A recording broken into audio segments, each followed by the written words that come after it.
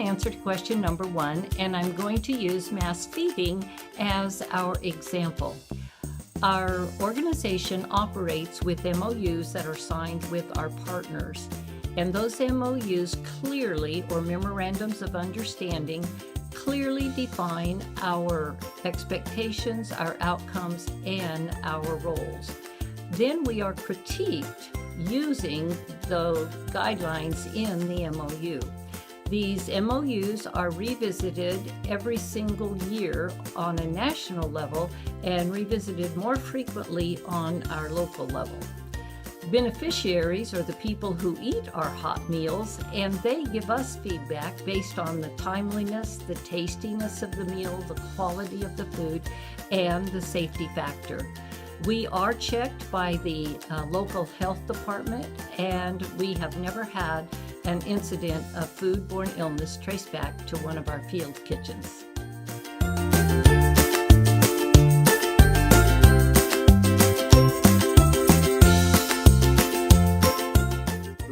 First of all, our organization does not have employees because we are all volunteers.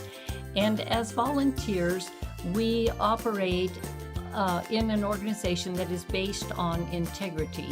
And that integrity allows us to establish trust that is necessary in order for us to innovate, to try new ideas, to be creative, to think outside the box, and sometimes do old things in new ways.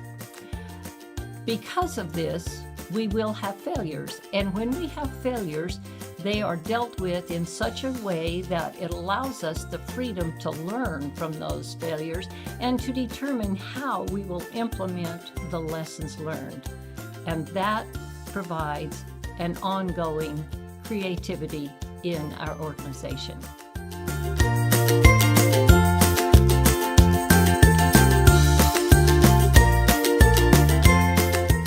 One of the ways that we provide continual feedback is through using various matrices for our disciplines. We also communicate very carefully so that information goes up and down in the organization. Not only that, but when we have a lesson learned, we do implement it into our training materials, and our training materials are systemized, they're written down, and they're kept current through that type of innovation. When we have a new item or a new technique that we innovate and it is recorded, we communicate it to all of our supervisory personnel, and then we check back to make sure that the implementation is followed through. And that checking back is very important to provide the consistency that is needed in the organization.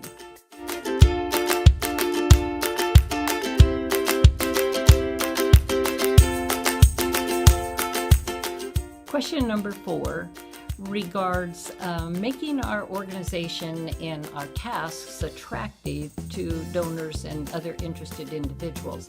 This is a distinct weakness in our organization because all of our services are provided free of charge to our clients or to the survivors of disasters. Then we tend to be uncomfortable about telling what we do. Our tasks are very expensive to keep functioning, and so it would help us tremendously if we were better at this. One of the things I believe we need to do to implement this in our organization is to have a coherent and planned PR campaign where we let people know who we are, where we tell our story.